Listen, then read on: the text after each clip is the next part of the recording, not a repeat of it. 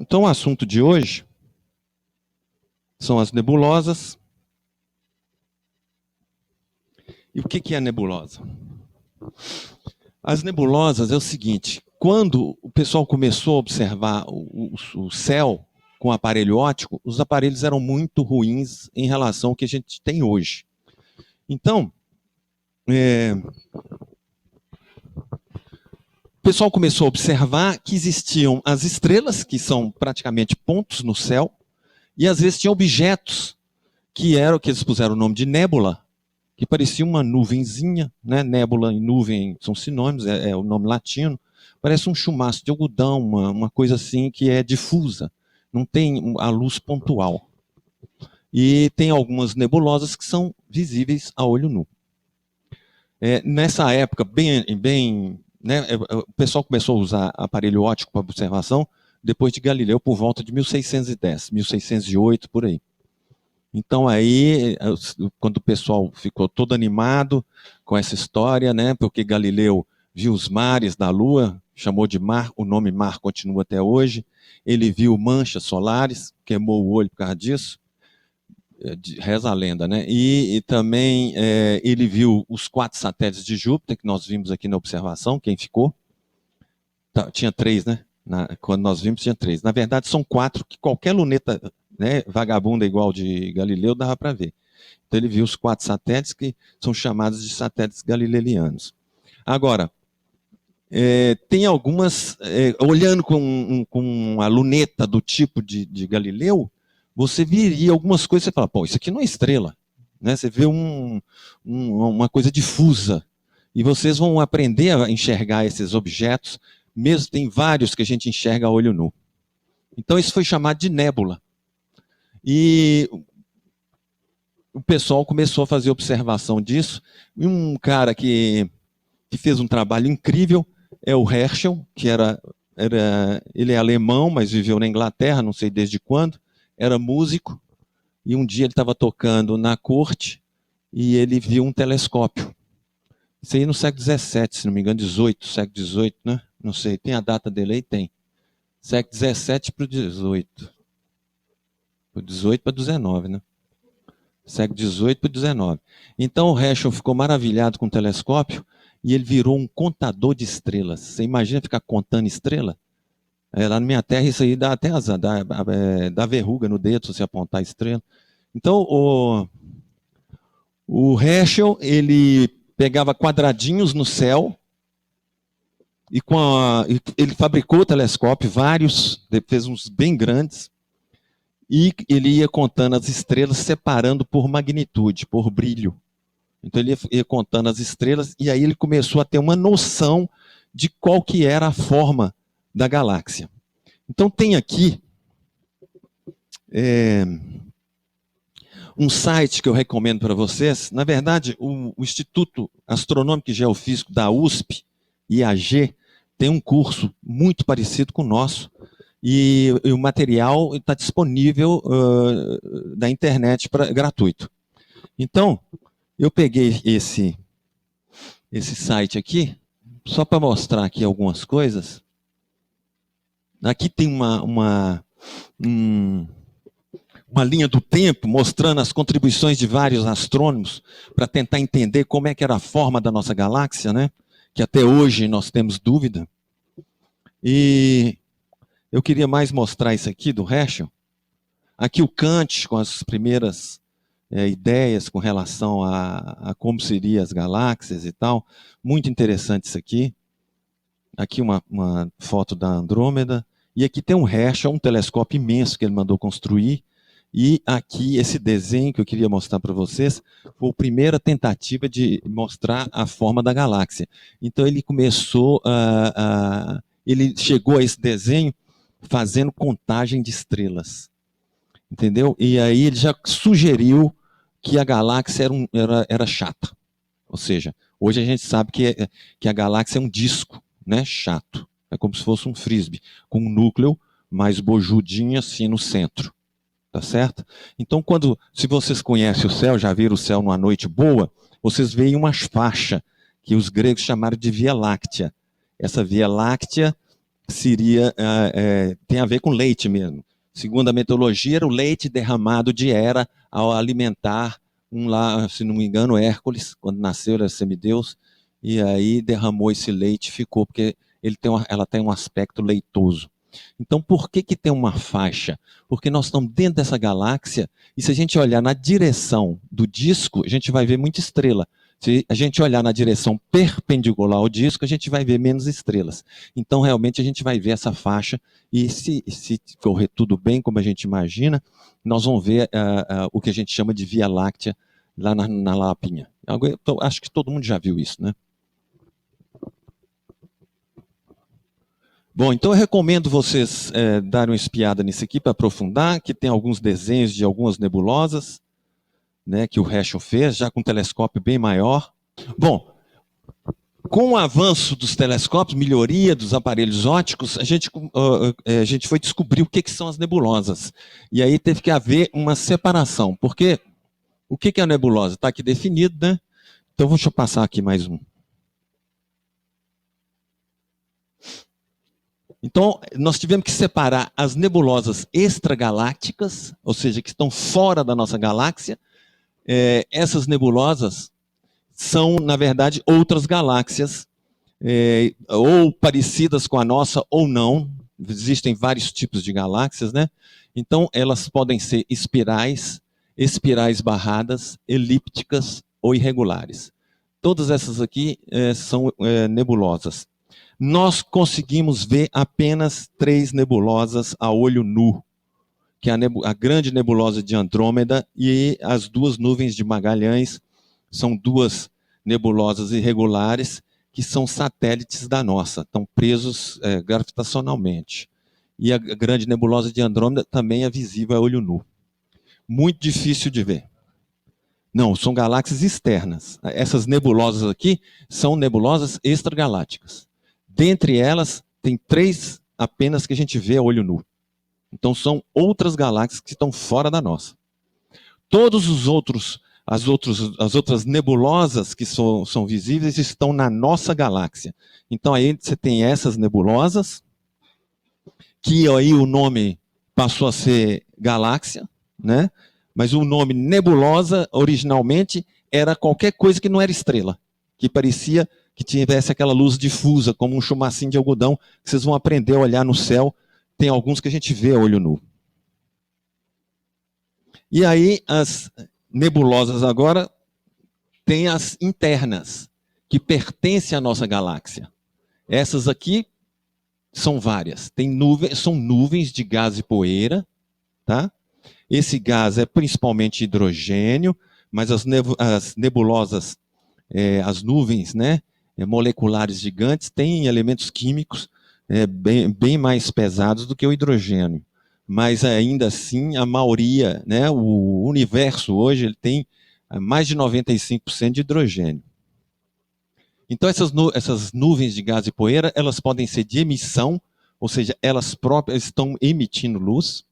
Tem as de reflexão, que vão refletir luz de uma estrela próxima. Tem as escuras, que ficaram muito densas, chamadas de glóbulos de Bock. Essas aqui que estão, já se já que houve contração bastante para começar a formar estrelas, esses glóbulos de Bock. E tem as nebulosas planetárias, tem também os restos de explosão de supernova.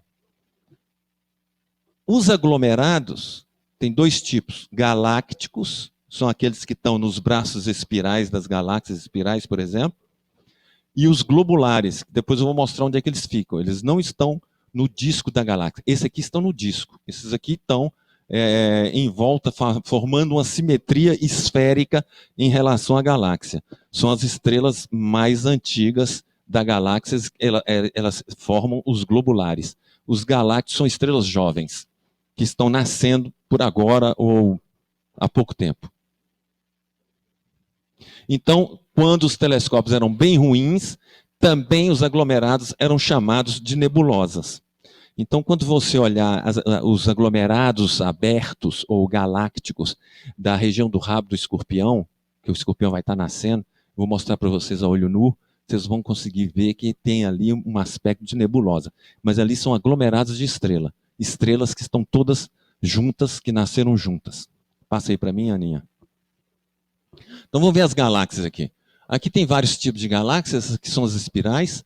Essas galáxias podem ser vistas, né? Dependendo da orientação dela com relação ao planeta Terra, por exemplo, eu estou vendo ela de cima ou de baixo, entendeu?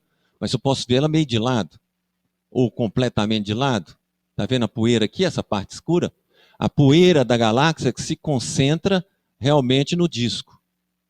E acaba absorvendo luz de estrelas e fica escura. E ela sempre tem um núcleo, a região nuclear, onde a distância entre as estrelas é menor.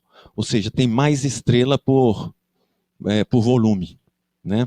Na região do planeta, do nosso sistema solar, a distância média entre as estrelas é por volta de 4 anos-luz, 4, 5 anos-luz. Aqui já cai bastante perto do núcleo. Isso aqui já é uma espiral barrada. Essa aqui é uma elíptica, uma galáxia elíptica. Então ela parece um ovo, né? Olha que bonita essa aqui do sombreiro, né? Que tem um disco de poeira muito intenso. A poeira é importantíssima na formação de novas estrelas, porque ela ajuda a resfriar a contração. Quando a nuvem se contrai para formar a estrela, ela esquenta muito. E o esquentamento vai provocar uma expansão. Então tem que ter um processo de eliminação desse calor para que a nuvem continue a contrair. E muito dessa irradiação é feita por essa poeira. Então, tem também algumas irregulares. Isso aqui me parece um globular. Essa galáxia é estranha, está acontecendo alguma coisa. Não tem nada parecido, ela é bem única. E é isso aí, passa aí, Aninha. Vamos ver aqui algumas galáxias espirais. É uma maravilha. Então, o núcleo, você não consegue distinguir as estrelas. Nem aqui, muito menos, mas essa aqui tem 2 braços principais, né? E essa região mais brilhante é onde tem mais estrelas sendo formadas. Então você vê que é um disco chato. Quando você está olhando nessa direção, você está aqui, olhando nessa direção aqui, né? Você vê muita estrela. Na direção perpendicular, saindo aí da galáxia ou para baixo, você vê menos estrelas. Isso aí vai te dar no céu uma faixa de estrelas. Ele está girando? Ela está girando. Cada estrela aqui está girando em torno do centro galáctico. O Sol, por exemplo, leva por volta de 200, 250 milhões de anos para dar uma volta. E esses pontos aqui, logicamente, são estrelas da nossa galáxia. Isso aqui pertence à nossa galáxia. Claro que a gente está vendo uma coisa fora da nossa galáxia, mas tem estrelas no caminho, entenderam? Então você está olhando para fora, é como se você estivesse dentro de uma mata, você está olhando um pedaço do céu, mas você está vendo um tanto de folha. Bom, passa aí. Também essa aqui, uma galáxia espiral com os braços muito bem definidos, né? E o bojo aqui, o centro galáctico. Pode. Mais uma. Essa aqui é a nossa vizinha das grandes, é a que está mais próxima, galáxia de Andrômeda. Como a exposição foi muito alta, a gente começa a perder a definição dos braços. Ela tem 2 satélites. Está vendo a diferença de um ponto para uma coisa nebulosa? Isso aqui são 2 nebulosas esféricas, elípticas, que são satélites dessa. Nós também temos 2 satélites, que são as nuvens de Magalhães. Pronto. Essa aqui é do sombreiro. Ela tem um núcleo bem desenvolvido, maior do que a maioria das outras, e tem um disco de poeira bastante intenso, que está aí absorvendo a luz da estrela, então ele fica escuro. Volta aí uma, só para ver o que é que eu ia falar alguma coisa. Não, pode ir para frente. Deixa. Olha aqui uma estrela da nossa. Espiral barrada. Parece, tudo indica que a nossa galáxia é uma espiral barrada. Tem um grupo de astrônomos aí falando isso, em observações. É muito difícil você saber a forma exata da galáxia, já que você está dentro dela. E, além disso, por conta da poeira que existe no disco, você perde informação. Então, os astrônomos, essa forma da galáxia foi sugerida pelo Herschel no século XVIII, melhorou, quer dizer, essa percepção com um radiotelescópio, quando começou a se observar as ondas de rádio. Porque a onda de rádio, como tem um comprimento de onda maior, ela atravessa a poeira muito mais do que a luz visível. Então, aí começou-se a ter uma ideia melhor de como que é a forma da nossa galáxia, mas até hoje ainda tem dúvidas. Então aqui, essa aqui tem praticamente uma barra e sai dois braços. Tem uma mais evidente. Tá vendo? Geralmente ela tem praticamente dois braços e tem uma barra aqui. Parece aquelas coisas de São João, né? De fogos de São João que você prega com prega e põe fogo e ela fica rodando. É como se fosse uma barra rodando e soltando cores. Vai. Essa é a mais impressionante para mim. Aqui está toda a barra e um bração espiral. De novo, Aninha.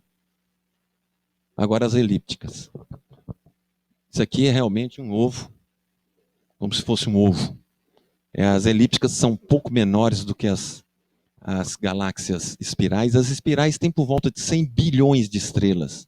Essa aqui tem um pouco mais, talvez 10 bilhões, 1 bilhão de estrelas. As nuvens de Magalhães, que são galáxias anãs, também tem mais ou menos esse número de estrelas. Mas nossa galáxia calcula-se que tem 100 bilhões de estrelas. É a estrela que não acaba mais. E nós temos, sei lá quantas galáxias. Pronto, Aninho. Aqui, duas elípticas, essa aqui já bem chata, essa aqui bem esférica, essa aqui está meio irregular.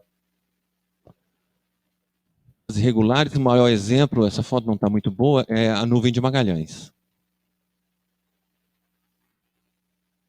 Essas galáxias, elas podem encontrar uma com a outra. Por exemplo, a galáxia de Andrômeda, que é aquela grande que eu mostrei, que tem 2 satélites, ela está aproximando, né, acho que eu já até falei isso, ela está se aproximando de nós. E pode ser que um dia ela se encontre com a gente. O encontro entre galáxias, ela fica deformada. Está vendo esse braço aqui? Devia estar aqui, ó. Com a presença dela, o braço deformou. Elas já estão compartilhando matéria, as duas galáxias. E elas ficam sendo deformadas. Quando uma galáxia penetra na outra, ou é engolida, uma galáxia maior pode engolir uma menor. Mesmo que isso aconteça, que isso aí que é interessante, as estrelas estão tão distantes umas das outras que talvez não haja choque entre estrelas. O mais provável é choque entre nuvens. As nuvens interestelares, a estrela é praticamente pontual. Já uma nuvem interestelar pode ter 10 anos-luz de diâmetro. Então é mais provável que haja choque entre nuvens. Este choque aumenta a taxa de criação de estrelas. A nuvem é gás e poeira. Então nossa galáxia está coalhada dessas nuvens. Vou chegar nelas aqui. Outra interação entre duas galáxias. Eu tive um colega que estudava isso. Pegava duas galáxias e fazia um modelo matemático, põe no computador e aproximava as duas para ver o que acontecia. Ele trabalhava com modelagem de canibalismo de galáxia. É assim que se chama esse assunto. Quem tiver curiosidade, coloca no Google canibalismo de galáxias, vocês vão ver. Né? Porque eles fazem simulação. Essa galáxia é bem estranha, porque ela tem um arco aqui, ó. Como ela está bem brilhante aqui, é uma região que está formando muita estrela. Num arco bastante diferente das outras galáxias. Então tem muitos objetos aí que estão sendo estudados, que a gente não entende direito por que eles são assim. Isso aqui é um caso. Essa aqui são duas galáxias que se fundiram e perderam completamente a forma. Parecem que elas eram espirais. Aqui é a parte de poeira dela. Pronto. Mais uma aí, essa aqui, mais uma Aninha. Agora, os aglomerados de galáxias. As galáxias, elas não estão, eu já falei isso na primeira aula, elas não estão distribuídas no espaço uniformemente. Elas estão aglomeradas, elas estão juntas, provavelmente por causa da gravitação, na força gravitacional entre elas. Esse aqui é um dos grandes aglomerados. Tá? Então nós temos aqui 1, 2, 3, 4, 5, 6, 7, 8, 9, 10, 11, 12, 13. 13 galáxias ou mais, né? Talvez aqui também é galáxia. A gente vê que não é pontual igual uma estrela, né? Ó, essas manchinhas aqui são todas nebulosas. Tudo isso está fora do nosso sistema. As estrelas, que são pontos, aqui também é galáxia. São as estrelas da nossa galáxia. A gente está vendo uma coisa lá longe, mas não tem jeito de eliminar as estrelas da nossa galáxia nessa visão. Mais uma, Ana. Outro aglomerado. Tem uma espiral aqui bastante interessante. Uma elíptica, outra elíptica. Pronto. Esse aqui é um dos grandes aglomerados. E ele está... Aqui tem uma coisa interessante. Deixa eu ver se eu consigo enxergar aqui para mostrar para vocês. Porque aqui tem uma lente gravitacional. A lente gravitacional é um fenômeno previsto pelo Einstein na relatividade. Ela faz com que haja, por exemplo, uma galáxia passa a ser vista dupla. Porque a luz dela vai contornar de um lado e de outro, né? Um objeto que está no meio do caminho e vai deformar. Quer dizer, o espaço está deformado. Então ela vai fazer curva. Quando você olha no telescópio, você vê duas galáxias idênticas. Além disso, então essa imagem que está aqui, recentemente o Hubble fez uma imagem dessa região do céu que está bem melhor do que essa. Isso aqui são estrelas. Estrelas da nossa galáxia. Geralmente ela dá um efeito, quando é brilhante, é um efeito óptico, né? O resto tudo é galáxia. Galáxia. Isso aqui deve ser, não sei, talvez seja Virgem. O grande aglomerado de Virgem. Pronto. Agora, as nebulosas da nossa galáxia. E hoje a gente já sabe que a gente tirou o nome de nebulosa. Se você olhar no olho nu, você vai ver como uma nebulosa. Mas são estrelas. São grupos de estrelas. E nós temos os principais dois tipos. São os aglomerados abertos ou galácticos. Está aqui essa quantidade de estrela que provavelmente surgiu da parte dessa nuvem que está aqui. Né? Aqui também tem muita nuvem. São estrelas jovens, elas não limparam ainda o espaço. Então elas estão ainda envolvidas aí na poeira e no gás que as originou. Mais uma aí. Aqui uma grande nuvem. Essas são nuvens moleculares gigantes. Aqui a gente pode ter alguns glóbulos de Bock. Essa é a região aqui que está próxima a formar estrela. Né? Essa aqui também é uma nuvem escura, ela pode quebrar em vários pedaços, formar várias estrelas. Uma nebulosa dessa pode formar centenas de estrelas. Sim, senhora. Ah.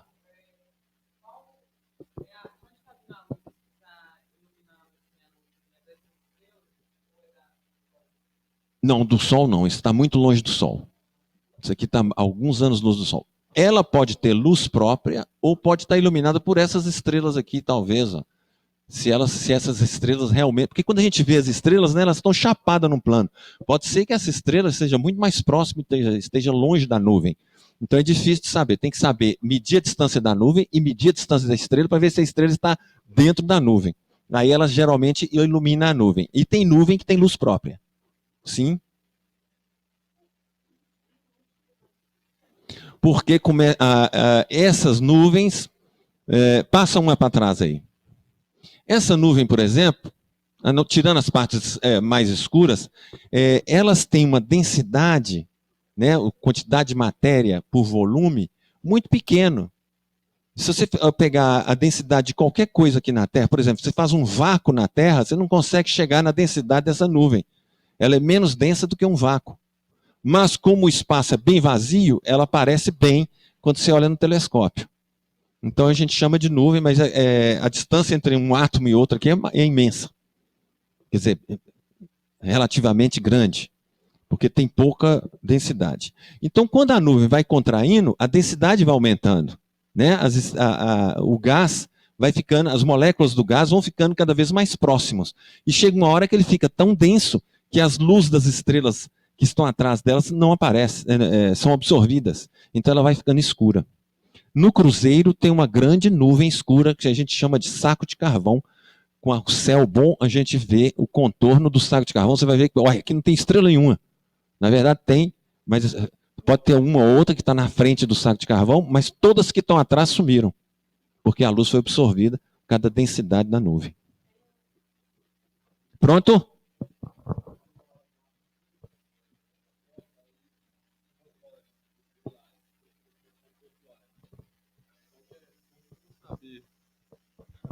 Como que eu vou saber que é uma nuvem de poeira e gás que emite luz, ou se ou se vai ser uma galáxia? Ah, tá. Lá nas galáxias.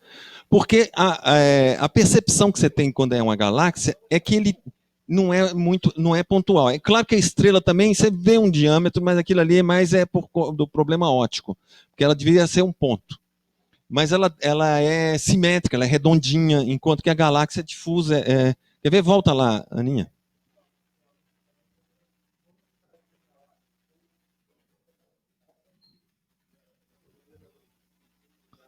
Ah, entendi. Dentro da nossa galáxia, né? Aí você tem que medir a distância dela. Quando você mede a distância, vamos supor que você não vê a forma. Se você vê uma forma elíptica, ou uma forma espiral, você fala, não, isso aqui é uma galáxia. E está fora da nossa. Mas vamos supor que não apareça, que ela esteja tão distante que você não consiga ver essa forma. Você vê apenas que tem um chumacinho de algodão. Aí você tem que procurar a distância dessa galáxia. Aí você vai ver que ela está fora da nossa. Essa nebulosa. Então aí você fala, isso não é uma nebulosa interna, é externa. Então é uma galáxia. Não, a olho nu, você só vê 3, que são grandes. As nuvens de Magalhães ocupam um espaço no céu bem grande assim. Se você esticar a mão, vai dar, sei lá, um dedo, ou mais que um dedo. E a nebulosa de Andrômeda também, pena que a nebulosa de Andrômeda está no norte, no hemisfério norte. Então, quando ela é visível aqui em Belo Horizonte, ela está muito perto do horizonte. E quando um objeto está perto do horizonte, a luz dele atravessa mais a atmosfera do que quando ele está no zênite. Então, ela fica com a imagem muito ruim, é muito difícil de ver. Eu já vi na Piedade algumas vezes, mas é difícil. Quem sabe? Também tem que verificar se a Andrômeda está no céu no dia da nossa observação. Quando tem aquela nuvem de gases igual no outro slide assim, é nebulosa também? Isso aqui é uma nebulosa. Essa é uma molecular gigante. Meu primeiro trabalho, que foi minha tese de mestrado, eu trabalhei com nuvens interestelares. Só que as minhas nuvens, elas não eram visíveis nem para o telescópio, porque eles tinham baixíssima densidade. Eu estudei a turbulência nessas nuvens para ver se elas... Porque para formar a estrela, a nuvem tem que ficar turbulenta. Vocês já ouviram falar de movimento turbulento? Por exemplo, um furacão é um movimento turbulento, um redemoinho. Se você olhar um rio fluindo de cima de uma ponte, você vai ver que a água vem normal, que a gente chama de fluxo laminar. Quando ela encontra o pilar, vem uma molécula de água, está aqui o pilar. Então ela tem que desviar. Quando ela desvia, ela faz isso. Aí ela entra em rotação. Aí dá aqueles redemoinhos. Aquilo ali é um movimento caótico, turbulento. E a nuvem, isso aí vai depender de um número que tem a ver com a densidade, com a viscosidade desse fluido, certo? Então, quando se supera esse número, ela entra em turbulência. E para a nuvem formar uma estrela, esse número, que é chamado número de Reynolds, tem que ser superado. Aí pode acontecer uma estrela. Então, quando acontecer alguma turbulência na vida de vocês, relaxa, espera passar que vem alguma coisa nova. No caso do meio interestelar, vem estrelas. Na sua vida, não sei o que pode vir. Que você deu. Porque nuvem é uma coisa, nebulosa é outra, certo? Não? Porque, tipo... Ah, tá. É porque eu fiquei pensando como que uma nuvem poderia ter luz própria, que nem naquela outra imagem que eu te perguntei, você falou, talvez a nuvem tenha luz própria, assim, né? Aí... Certo. Então, as que têm nuvem, luz própria, elas têm uma temperatura suficiente para emitir luz. Porque quando você tem um corpo que emite radiação, essa radiação que ele emite depende apenas da temperatura dele. Então, se você tiver um pedaço de ferro aqui, que está na temperatura ambiente, apaga todas as luzes, você não vai enxergar esse objeto. Ele não está emitindo luz visível, certo? Porque a temperatura dele é baixa. Mas ele está emitindo infravermelho. Você pode esquentar ele um pouco, sentir o calor dele sem tocar nele. Então tem uma radiação, que a gente chama radiação infravermelha, que está saindo do corpo e chegando à sua mão. Se você continuar esquentando o pedaço de ferro, chega uma hora que ele fica incandescente. Ele já tem uma temperatura suficiente para emitir esse tipo de radiação, que a gente começa a chamar de luz visível. No caso, ele vai ficar vermelho. E à medida que você for esquentando ele, se ele não derreter, acho que vai derreter antes, ele vai ficar até azul. Ele vai passando vermelho, laranja, amarelo. Não chega a verde, porque quando ele chegar perto da emissão do verde, ele já está emitindo um pouco de azul e de vermelho e de laranja, e essas cores se misturam e dão o branco. Aí ele tende a ficar branco e depois, mais quente ainda, azulado. Isso é a mesma coisa que acontece nas estrelas. Então vocês vão ter a oportunidade de ver uma estrela bem vermelha, que é Antares, é uma estrela fria, talvez 3.000 graus Kelvin. Você vai ver estrela mais laranja, Vega é um caso, uma mais amarelada, que é o caso do nosso Sol, que está a 5.700 Kelvin. Você vê que a temperatura vai aumentando. E depois, estrela verde, você não vê, infelizmente. Seria bem legal ver uma estrela verde, né? Mas quando ela chega na temperatura que ela começa a emitir o verde, ela já está emitindo as cores de tal maneira que as coisas se misturam e dão branco, como o disco de Newton. Vocês conhecem isso, né? Se você misturar as cores em proporções lá bem determinadas, a luz fica branca. E aí tem uma estrela aí de 20.000, 30.000 Kelvin, que já fica azulada. É um branco fica um branco azulado. Você vê que se você chegar em sua casa, ligar o fogão e a chama estiver vermelha, pode chamar um cara para regular. Você está jogando gás fora, não está queimando o gás direito, a chama está fria. Não põe o dedo, porque mesmo fria vai queimar seu dedo. Mas a chama mais quente é a chama azul. Então, no maçarico, por exemplo, você vai fazer uma solda, você vê o cara regulando aqui o acetileno, né? Acho que é acetileno e o oxigênio, até o ponto que a chama fica azul. Com a chama azul, ele derrete o ferro. Com a chama vermelha, não vai derreter.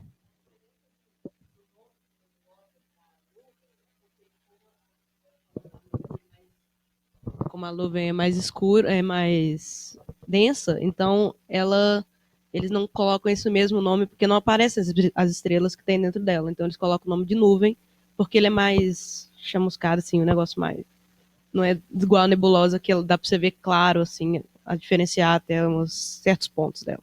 Boa, né? É isso mesmo. As nuvens são... a gente chama de nuvem uma coisa maior, né? A nebulosa ela é menor. Mas essa nomenclatura, esses nomes, eles se misturam um pouco. Às vezes chama nuvem, tal, nebulosa de nuvem. Tá bom? O que dá a temperatura das estrelas é o tipo do gás que compõe elas? Não, o que vai dar a temperatura das estrelas é a produção de energia no seu núcleo. É a quantidade de energia que está sendo produzida. Você vê que uma estrela azul, ela está queimando, entre aspas, porque não é uma queima, é uma fusão, né? É uma fusão nuclear. A fusão nuclear é tão intensa que a estrela, muito quente, muito grande, porque uma estrela grande, ela acaba tendo uma taxa de produção de energia maior. Então as estrelas grandes têm uma vida menor, mais curta no tempo. E as estrelas mais frias, elas duram mais no tempo. Então isso tem a ver com a evolução também da estrela. Então tem estrela que chega na fase de gigante vermelha, que ela esfriou. Esse assunto vai ser na aula do professor Orlando, acho que é a próxima aula, né? É sobre o que vai acontecendo com as estrelas à medida que elas vão evoluindo ou vão levando a sua vida. Tá ok, Alice? Essa aqui é bem interessante, vários glóbulos de Bock, tá? Aqui uma nuvem bem grande. Isso aqui são estrelas que aí não posso dizer se elas estão perto da nuvem ou longe ou antes da nuvem, né? Atrás da nuvem provavelmente não, porque já é uma região bem densa. Então essas nuvens moleculares gigantes, que são os berçários de estrela, nós vamos ver hoje ainda com a Ana, ela vai falar de uma nuvem dessa que é berçário de estrela, que é a nebulosa de Órion, que inclusive é a mais visível, mais facilmente visível a olho nu, que está no cinturão de Órion. Não, na espada. Bom, aqui também essa nuvem bastante interessante, né? Uma foto bem ampla, mas a gente vê aqui partes bem escuras da nuvem. Uma nuvem dessa pode formar uma grande quantidade de estrelas. Pronto. Umas nuvens filamentosas. As nebulosas são lindas. Aí você pode ficar horas na internet ou no site da NASA olhando as fotos tiradas pelo Hubble das nebulosas. Mais um. Bom, isso aqui já é uma nuvem diferente, outro tipo. Isso aqui é resto de supernova. As estrelas, no seu caminhar para a morte, né, dependendo da massa dela, ela pode explodir em supernova. São estrelas que têm uma massa, têm um limite. Acima desse limite de massa, elas vão morrer em um processo explosivo. Não vão morrer calmamente, como os humanos. Tem gente que morre sofrendo, tem outros que vão morrer dormindo. Então, isso aqui é uma explosão muito grande, né? E aqui, essa nebulosa do Caranguejo foi uma estrela que, se não me engano, foi em 1054. Alguém sabe, astrônomos, se eu estou certo? Acho que em 1054, essa aqui teve a explosão. Quer dizer, em 1054 nós vimos a explosão, né? Porque isso aqui foi muito no passado, porque essa nebulosa tem alguns anos-luz da gente. E no momento da explosão, a luz emitida pela estrela que explodiu, né, é muito intensa. Então ela ficou visível, por isso que chama nova, né? No caso é uma supernova, é porque é uma estrela nova no céu. É uma estrela só. Aí ela explodiu e essa matéria toda está expandindo aí, né? Afastando do local da explosão. No centro vai ter os restos dessa estrela, que o Orlando vai contar para vocês que resto é esse. Passa aí, Aninha.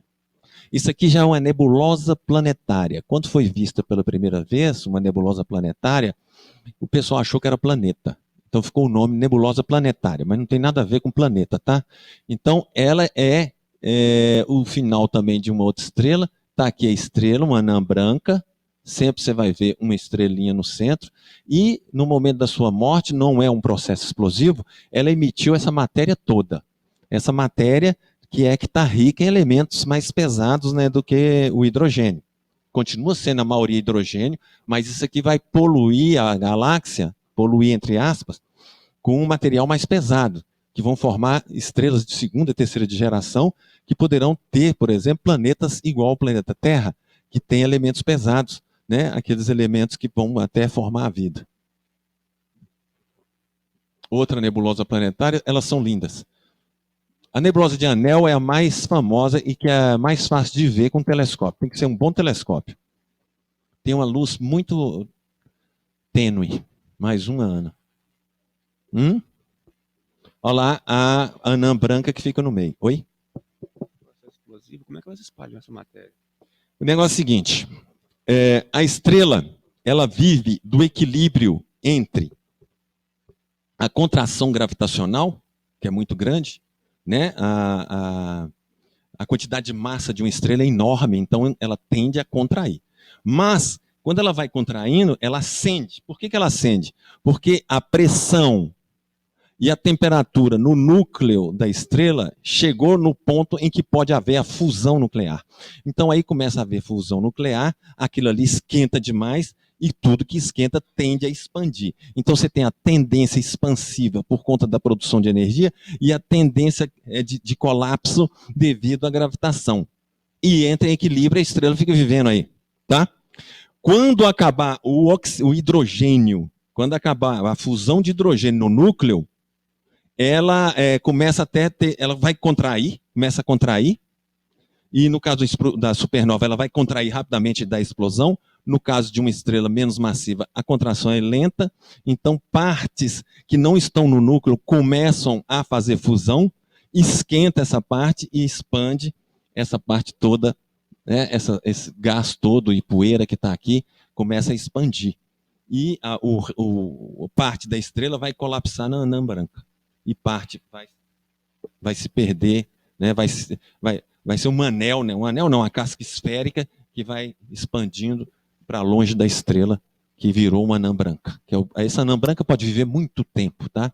Mas isso aqui não é realmente uma estrela mais, porque a fusão acabou. A gente chama de estrela aquilo que está fundindo o material. Ela só é uma coisa muito quente e que com o tempo vai esfriar e vai virar o que a gente chama de anã marrom, vai ficar escura e vai ficar aí o resto dessa estrela aí no universo. Outra, tá aqui a anã branca que gerou isso tudo. Mais uma. Aqui várias, tá? Essa é a nebulosa de Anel, foi uma das primeiras que foi vista. A anã branca está aqui, todas têm anã branca. Essa aqui talvez seja essa. Anã branca, anã branca. E agora são os aglomerados. Esse aqui foram os primeiros a o pessoal sacar que, isso aqui não é nebulosa, isso aqui é um grupo de estrelas. Então esse é um aglomerado muito bonito que da nossa galáxia. É um aglomerado que não tem forma, ele é disforme. Então é um aglomerado galáctico ou aberto. Mais um ano. Essa aqui é as Pleiades, também bem jovem. Inclusive tem muito material de nuvem que formou essas estrelas. Tá? Isso aqui é bem visível a olho nu, está perto de Touro, perto do... Está em Touro, né, se não me engano. Isso aí é a Pleiades ainda, uma foto. A gente consegue ver essas estrelas aqui a olho nu, separadinhas. Pelo menos umas 7, 8. Outra foto das Pleiades. E aqui os globulares. Os globulares não... Está vendo a galáxia? É um disco chato com bojo. Os globulares, eles fazem uma simetria esférica. Então eles estão fora do disco. Então tem vários. Aqui já está a nuvem de Magalhães grande. A grande nuvem de Magalhães está já no limite da galáxia nossa. Né? Se a gente considera, claro, os globulares fazem parte da nossa galáxia, só que numa simetria esférica. Então são objetos lindíssimos. Tem um que dá para ver a olho nu, que está no Centauro, que é o Ômega Centauro, e esse nós vamos ver certamente.